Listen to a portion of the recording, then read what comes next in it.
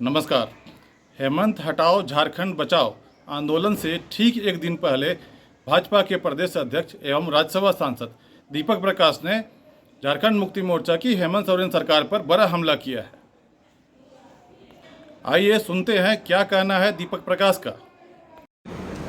Bharatiya Janata party के द्वारा आयोजित झारखंड सचिवालय घेराव के जन जागरण और प्रचार प्रसार के निमित्त एक सोशल मीडिया विभाग द्वारा एक गीत जारी किया जा रहा है, तो उसको हम पहले चाहेंगे कि उसको आप लोगों को दिखा के और माननीय प्रदेश अध्यक्ष से आग्रह करेंगे कि इसे जारी कर दें। उसके बाद हम इस गीत को चला के आगे की कार्रवाई बढ़ाएंगे। चलिए जारी कर दीजिए।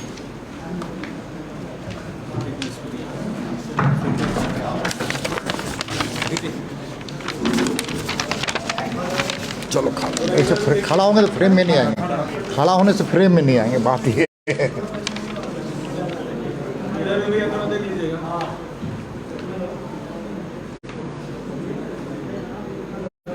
चेहरा दिखाओ भाई, ऐसे नहीं मिलते। हो गया, धन्यवाद।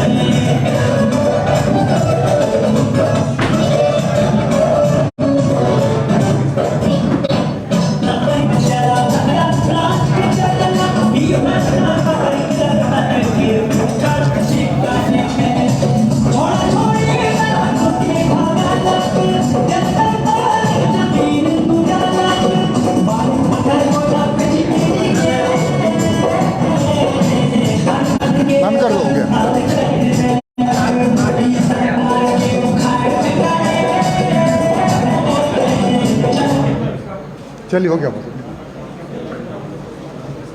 बहुत धन्यवाद राहुल अवस्थी जी, आपकी टीम के द्वारा सुंदर नागपुरी जिस भ्रष्टाचार सरकार के खिलाफ में जो गाना तैयार किया गया उसके लिए। तो हम लोग प्रेस वार्ता शुरू करते हैं। आज भारतीय जनता पार्टी के इस प्रदेश कार्यालय स्थित दीनदयाल सभागार में आज इस प्रमुख प्रेस वार्ता में आज हम सभी के बीच भारतीय जनता पार्टी झारखंड प्रदेश के यशस्वी और जनप्रिय अध्यक्ष एवं राज्यसभा के सांसद आदरणीय दीपक प्रकाश जी आज इस प्रेस वार्ता में हम सभी के बीच अपनी बातों को रखेंगे। उनको इस मंच में उनका स्वागत अभिनंदन जोहार करते हैं। साथ में उपस्थित पार्टी की प्रदेश उपाध्यक्ष और मांडर की पूर्व विधायक दीदी गंगोत्री कुजूर जी, उनका भी मैं इस मंच की ओर से स्वागत अभिनंदन जोहार करता हूँ। आप सभी का भी, इस मीडिया बंधु जो इस प्रांगण में आए हैं, आपका भी हार्दिक स्वागत अभिनंदन जोहार है। मैं सीधे आदरणीय दीपक प्रकाश जी से आग्रह करता हूं कि आज की इस प्रमुख प्रेस वार्ता में अपनी बातों को आप सभी के समक्ष रखिए। सभी मीडिया के हमारे सम्मानित सदस्य, चाहे वो विजुअल मीडिया के हों, प्रिंट मीडिया के हों, कैमरामैन हों, सबको झारखंड प्रदेश की भारतीय जनता पार्टी की इकाई की ओर से आप सबका आपके प्रति आभार व्यक्त करते हैं। हम सब जानते हैं कि इस राज्य की राजनीतिक परिस्थितियां, राज्य में जो परिस्थितियां हैं, अराजकता की स्थिति पैदा है। पूरी तरह से 3.5 करोड़ जनता आज परेशान है, त्रस्त है और पस्त है। और ये सरकार के नुमाइंदे, सरकारी दल के जो काम करने वाले मंत्री हैं, झारखंड मुक्ति मोर्चा और कांग्रेस और आरजेडी के जो नेता हैं, वो मस्त हैं, जनता पस्त है। हम सबको जानते हैं कि 3.5 साल के पहले झारखंड मुक्ति मोर्चा के नेता के रूप में हेमंत सोरेन जी ने, कांग्रेस ने, आरजेडी ने एक घोषणा पत्र जारी किया था, और उस घोषणा पत्र में उन्होंने उल्लेख किया था उल्लेख किया था कि प्रत्येक वर्ष हम 5 लाख लोगों को नौकरी देंगे, 5 लाख लोगों को नौकरी देंगे। उस घोषणा पत्र में यह भी उल्लेख है कि अगर हम नौकरी नहीं देंगे तो हम बेरोजगारी भत्ता देंगे। उसके बाद अपने कई राजनीतिक भाषणों में उन्होंने कहा था कि हम 5 लाख लोग को प्रत्येक वर्ष नौकरी नहीं देंगे, बेरोजगारी भत्ता नहीं देंगे, तो हम राजनीति से संन्यास लेने का काम करेंगे, जिसका वीडियो फुटेज पूरे प्रदेश में घूमते घूमते वायरल हो रहा है। आज बेरोजगार नौजवान शिक्षित युवा परेशान है। 3 वर्षों में मात्र 537 लोगों को इन्होंने नौकरी दिया। ये विधानसभा के पटल पर एक विधायक के प्रश्न के जवाब में एक सरकार ने दिया। सरकार की नीयत, नेतृत्व का मनसा और इस ठगबंधन सरकार की जो नीति है, नियत है, वह युवा विरोधी है, नौजवान विरोधी है। और मैं कह सकता हूं कि बेरोजगारों की आत्मा को पर प्रहार करने वाली सरकार है।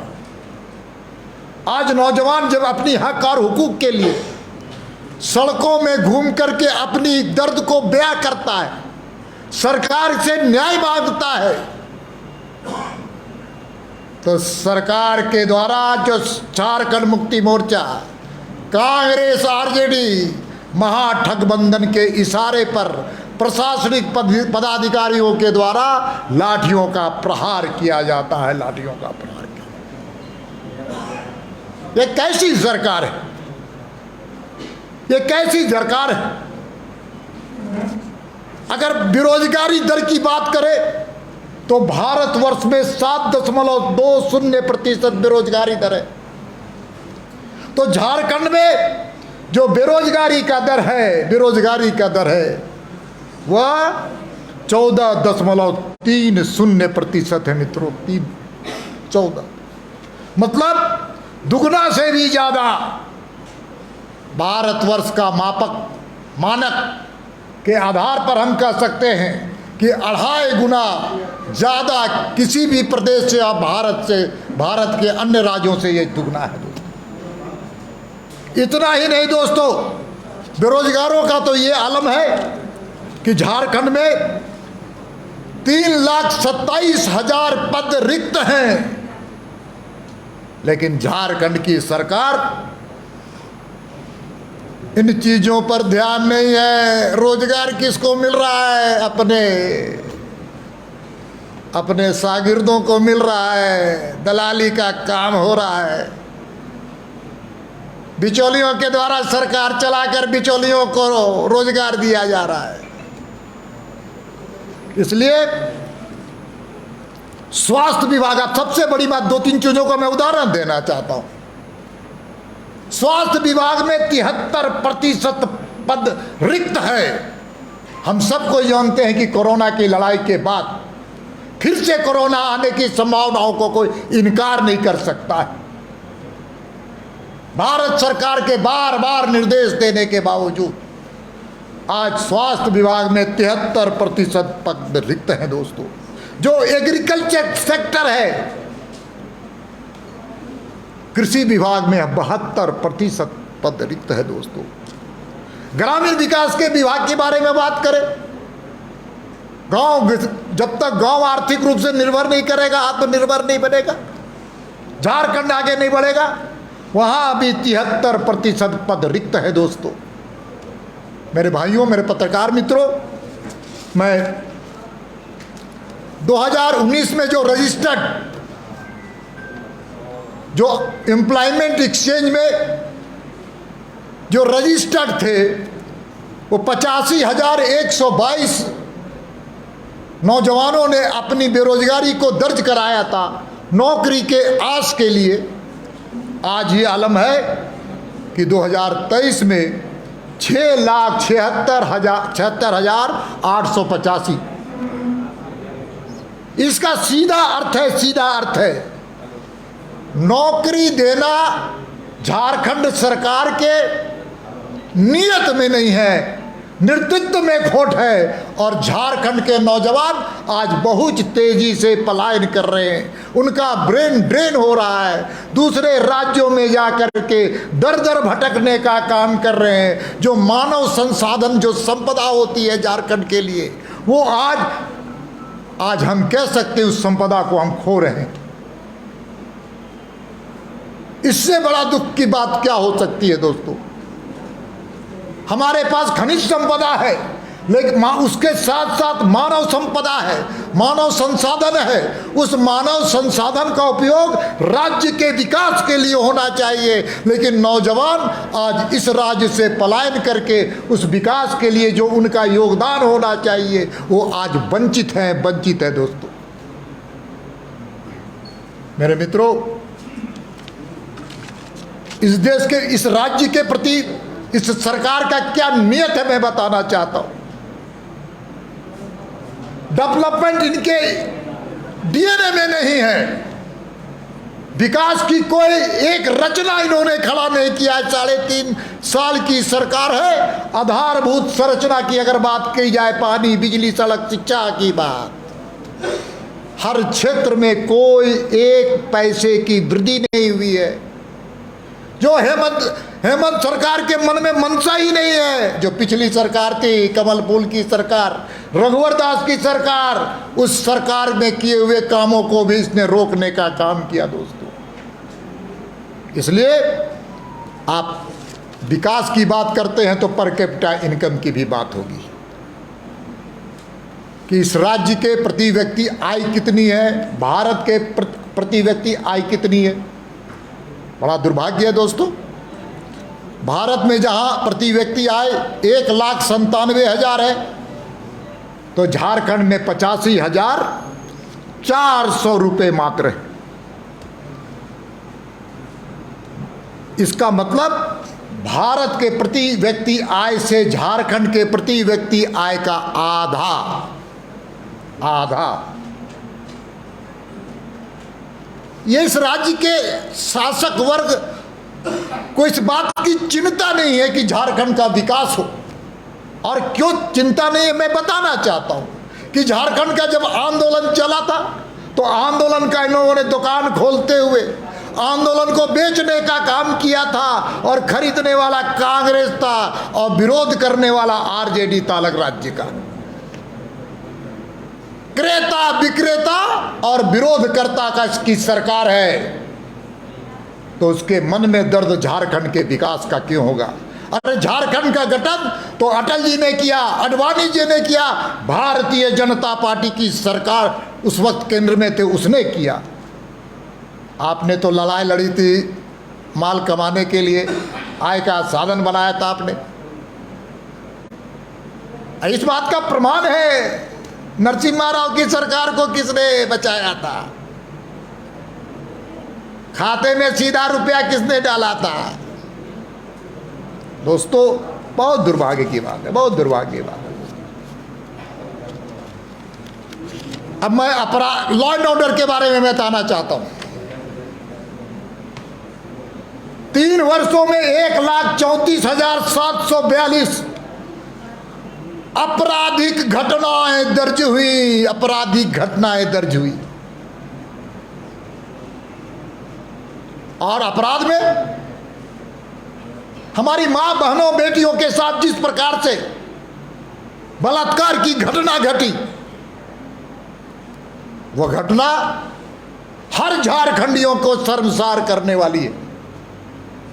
सरकार में नियत होती, नेतृत्व में अगर ईमानदारी होती, मुख्यमंत्री जी की अगर इच्छा शक्ति होती, तो उन अपराधियों को पकड़ करके फास्ट ट्रैक में उनको सजा पूरी तरह से दिलाने का काम किया जाना चाहिए। लेकिन जब घटनाएं घटती हैं माँ बहनों के साथ, आदिवासी बहनों के साथ, दलित बहनों के साथ और पिछड़े समाज की बहनों के साथ सबसे ज़्यादा घटनाएं घटी है दोस्तों, तो मुख्यमंत्री जी का जवाब होता है, उनके मंत्रियों का जवाब होता है, ये तो होता ही रहता है।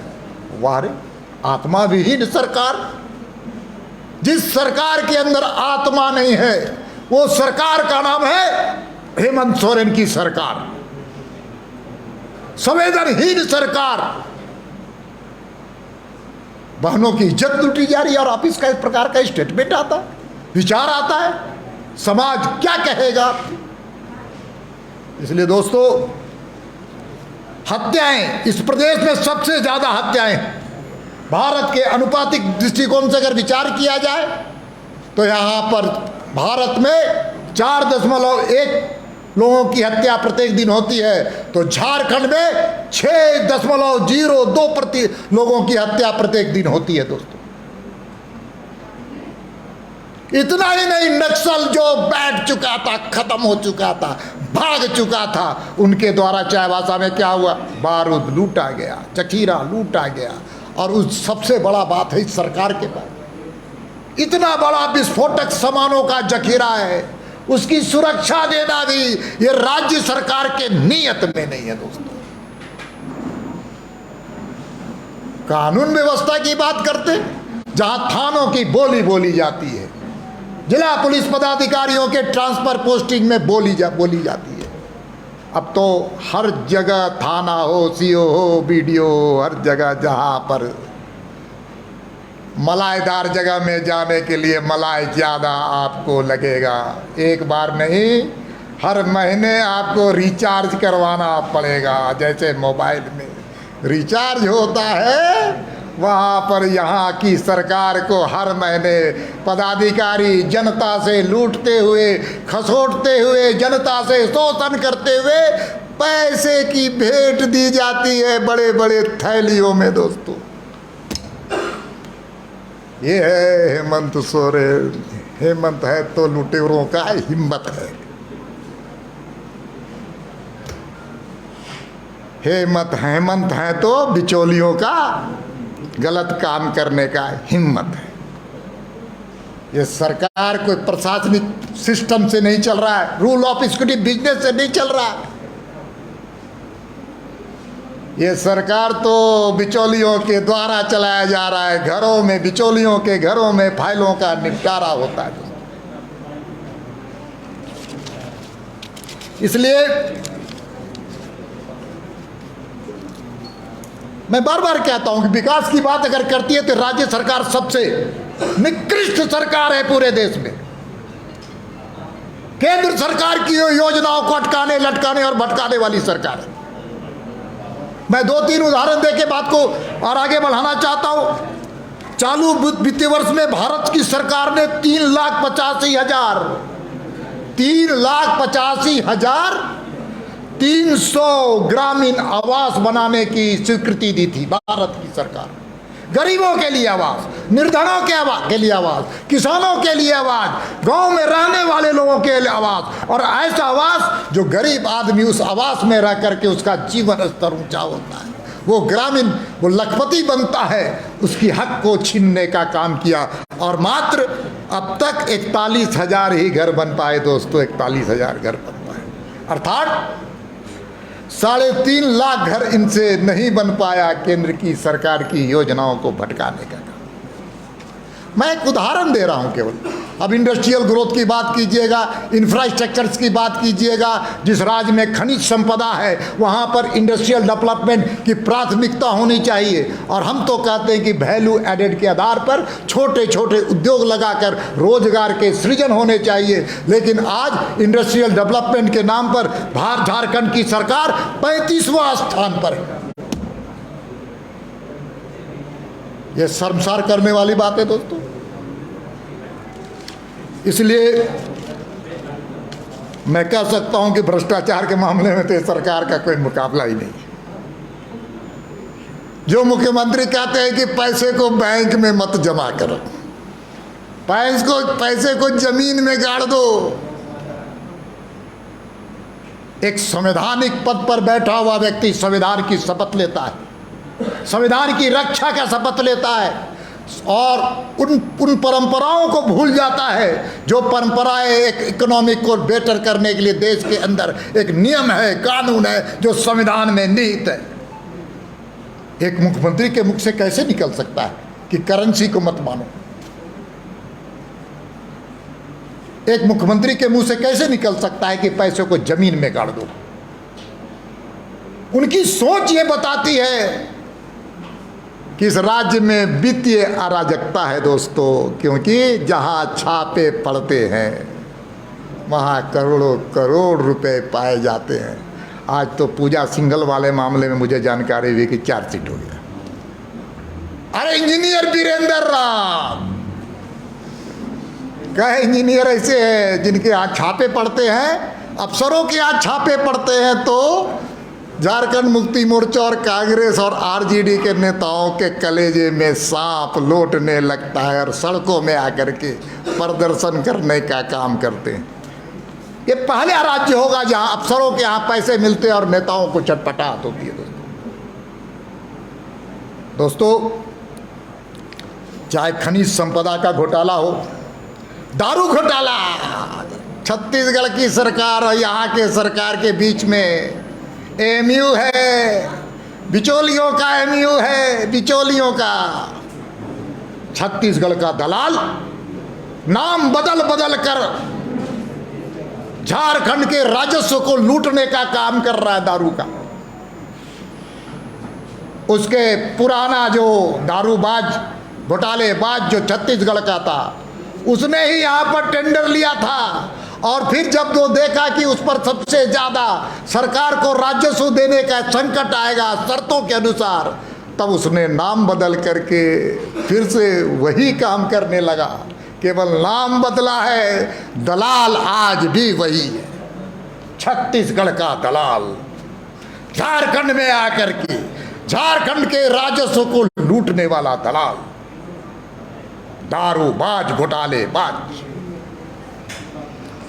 बालू घोटाला से कौन परिचित नहीं है? धोती साड़ी घोटाला। मुख्यमंत्री जी ने कहा था कि धोती देंगे, साड़ी देंगे, लोगों को सम्मान देंगे।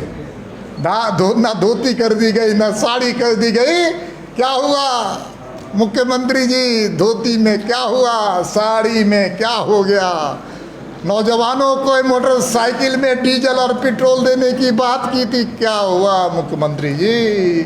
थोड़ा उसका सार्वजनिक ट्रांसपेरेंसी के साथ, अकाउंटेबिलिटी के साथ आप समाज में रखने का काम कीजिए कि धोती साड़ी योजना से कितने लोग। आप सार्वजनिक रूप से बताएं कि किस प्रकार से नौजवानों को पेट्रोल और मोटरसाइकिल धारकों को आप पेट्रोल में सब्सिडी देने की बात की थी, कितने लोग लाभान्वित हुए। मुख्यमंत्री जी, भ्रष्टाचार के जनक आपकी सरकार है। दोस्तों, तुष्टीकरण की राजनीति तो इस राज्य की पराकाष्ठा करती है। वोट बैंक के कारण एक ऐसे समाज के पंथ के उपद्रवियों को आप संरक्षण दे रहे हैं, आपराधिक लोगों का आप संरक्षण दे रहे हैं, आपकी सरकार दे रही, जिससे राज्य में कानून व्यवस्था ही नहीं, सांप्रदायिक सद्भावना को तोड़ने का काम। संथाल परगना में डेमोग्राफी चेंज हो गई, पूरी तरह से डेमोग्राफी चेंज हो रहा है और आपके सरकार के कई लोग उसके संरक्षण करता है, उनको कोरोना कालखंड में हम लोगों ने देखा यहाँ से किस प्रकार से एक नेताजी गाड़ियों से भेज रहे थे घुसपैठियों को। तो इसलिए आज वही जो विदेशी घुसपैठी है वो पूरे प्रदेश में घूम घूम करके हिंसा कर रहा है। रांची की घटना भी आपको याद होगी, हनुमान मंदिर में जिस प्रकार से वे कौन लोग थे जो बाहर से आकर के यहाँ के सांप्रदायिक सद्भावना को तोड़ने का काम किया। वे कौन लोग थे जो मंदिरों में हमला किया। आज भी वही लोग पूरे प्रदेश में, चाहे रामनवमी हो, चाहे शिवरात्रि हो, चाहे सरहुल का कार्यक्रम हो, योग महोत्सव हो, सबों में इन लोगों ने आकर के इस प्रकार से हिंसात्मक घटनाएं करने का काम किया, पशु की तस्करी करने का काम किया। और आपकी सरकार के नुमाइंदे कहते हैं थाने में इनके पशु तस्करों के खिलाफ कोई कार्रवाई नहीं होनी चाहिए। इसलिए दोस्तों, ज़्यादा ना बोलते हुए भारतीय जनता पार्टी 3.5 करोड़ जनता की भावनाओं का प्रतीक है। 3.5 करोड़ जनता के दर्द को अपना दर्द समझते हुए भारतीय जनता पार्टी के तत्वाधान में लगातार संघर्ष हो रहा है। प्रखंडों में हम लोगों ने आंदोलन किया, जिलों में किया। अब बारी है इस राज्य की राजधानी रांची में उलगुलान का डंका पीटा जाए दोस्तों, उलगुलान का। इसलिए झारखंड की जनता की अभिलाषा के अनुरूप भारतीय जनता पार्टी के तत्वाधान में झारखंड के नौजवान, मजदूर, किसान, दलित, आदिवासी, पिछड़े वर्ग को जिस प्रकार से लगातार उनके अधिकारों को वंचित करा करके पंचायतों के चुनाव कराए गए, ऐसे सभी समाजों का प्रतिनिधित्व करते हुए सबकी पार्टी भाजपा पार्टी, ये मन में भाव रखते हुए हम सब लोगों ने तय किया है कि भारतीय जनता पार्टी आयोजक कल के कार्यक्रम का है। वो कार्यक्रम है प्रोजेक्ट बिल्डिंग, जहां मुख्यमंत्री बैठ करके निर्णय लेते हैं, सरकार के नुमाइंदे मंत्री वहां बैठ करके जन विरोधी नीतियों का निर्णय लेते हैं। वहां पर सरकारी पदाधिकारी जो वरिष्ठ नौकरशाह हैं वो बैठ करके गलत हुक्मों का पालन करते हैं। उनके खिलाफ उलगुलान करने का संकल्प भारतीय जनता पार्टी ने लिया है। इसलिए 11 अप्रैल को 11 बजे प्रोजेक्ट बिल्डिंग में भारतीय जनता पार्टी के द्वारा आयोजन में घेराव किया जाएगा, जिसमें झारखंड के जनता का भी सबसे बड़ा भागीदारी होगी दोस्तों। जो मुझे जानकारी मिली है वो बहुत बड़ी जबरदस्त जनाक्रोश है इस राज्य के सरकार गठन हुआ तब से लेकर अब तक किसी भी राजनीतिक दल के सबसे बड़े कल का कार्यक्रम होगा, सबसे बड़े कल का कार्यक्रम। भाई मुझे सूचना भी मिली है दोस्तों, मैं आपके सामने रखना चाहता हूँ। ये सरकार घबराई हुई है। आंदोलन धनबाद और खूंटी में भारतीय जनता पार्टी को कार्यकर्ताओं को वहाँ के थानेदार धमका रहे हैं, डरा रहे हैं। मेरे पास ये प्रमाणित चीजें हैं भी। और जो बस के एजेंट हैं उनको धनबाद के थानेदार ने बुलाया। धनबाद में एक थाने में ट्रैफिक डिपार्टमेंट का जो वरिष्ठ पदाधिकारी है वो बुला करके धमकी दे रहा है कि बसों को आप ले जाने का काम ना करें। इसका मतलब है सरकार कितनी डरी हुई है इस बात का आपकी जानकारी के लिए मैं देना चाहता हूं। हमला चाहे जैसा होगा, हाथ हमारा नहीं उठेगा। हम आंदोलन को अहिंसात्मक ढंग से ले जाना चाहते हैं।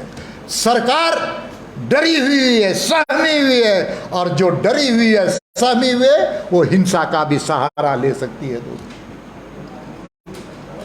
लेकिन झारखंड मुक्ति मोर्चा, कांग्रेस और आरजेडी की सरकार, ठगबंधन की सरकार की चेहरे को झारखंड की 3.5 करोड़ जनता ने पहचान लिया है। कल उनके चेहरे में जो नकाब है, कल उनके चेहरे में जो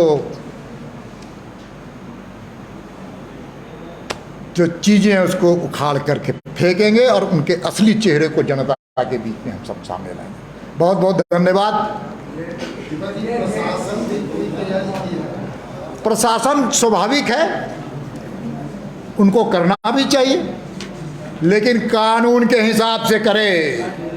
गैर कानूनी अगर कोई काम करेगा तो प्रशासन के वो चेहरे भी हम सब लोग समय आने पर उजागर कर देंगे। जनता का नौकर है प्रशासन, जनता के पैसों से उसको वेतन मिलता है। किसी मंत्री और मुख्यमंत्री के आमदनी से पैसे नहीं मिलते। इसलिए जनता, लोकतंत्र में जनता सर्वोपरि है।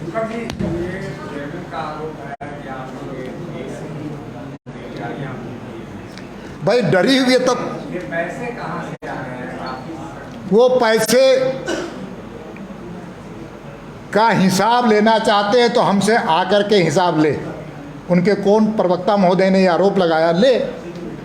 भारतीय जनता पार्टी ट्रांसपेरेंसी के साथ काम करने वाली पार्टी है, अकाउंटेबिलिटी के साथ काम करने वाली पार्टी है। और भारतीय जनता पार्टी के कार्यकर्ता संघर्ष में हमेशा काम किया है और संघर्ष में हमेशा वो सफल हुआ है और हर चुनौती को अवसर में बदलता है। यही तो भारतीय जनता पार्टी की पहचान है।